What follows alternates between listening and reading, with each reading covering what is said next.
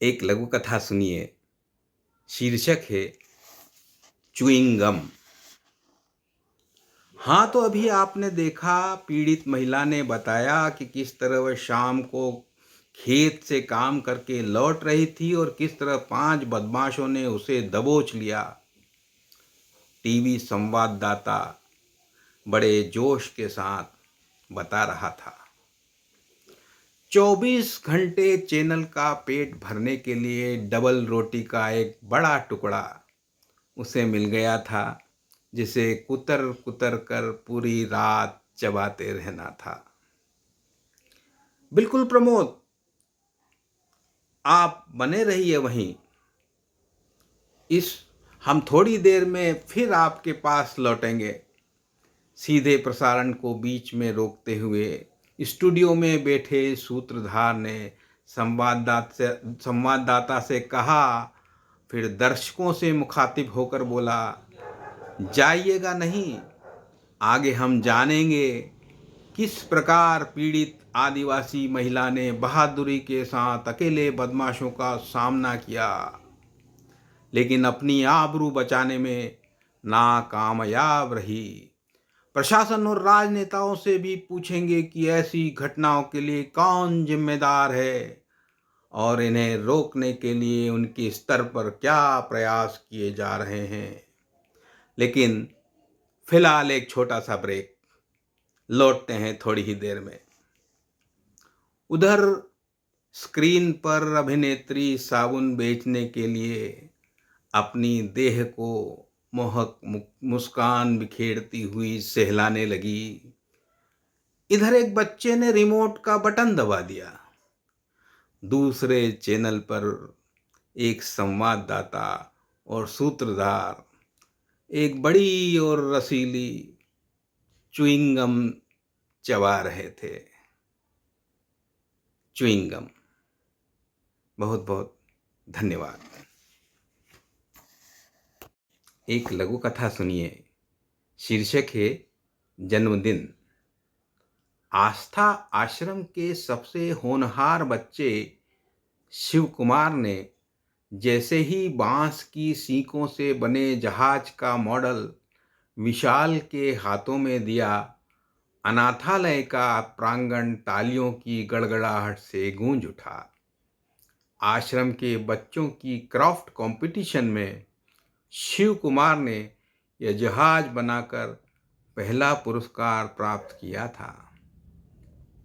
शहर के प्रमुख ज्वेलर और समाज सेवी सेठ धनपति के बेटे विशाल का आज जन्मदिन था। बेटे का जन्मदिन वे लीक से हटकर अलग तरह से सेलिब्रेट करना चाहते थे। सुबह से ही पूरा परिवार तालाब किनारे स्थित इस रमणीय अनाथालय पहुंचा था। जैसे ही उनकी बड़ी कार आकर रुकी, प्रबंधक ने फूल मालाओं से सबका स्वागत किया। एक बालिका ने विशाल को तिलक लगाकर गुलाब की कली भेंट की। पूरे दिन उत्सव सी गहमा गहमी बनी रही आस्था आश्रम में। सेठ धनपति द्वारा प्रायोजित यह दिन आश्रम के बच्चों के लिए अब कोई नई बात नहीं थी। महीने 2 महीने में ऐसा अवसर आ जाया करता था। आज भी आश्रम में विशाल के परिवार की उपस्थिति में खेल कूद हुए, मैजिक शो हुआ, नृत्य एवं गीतों की प्रस्तुतियां दी गईं। आश्रम के बच्चों को विशाल ने टी शर्ट और महंगी टॉफियां वितरित की, हाथ मिलाया और बातचीत की।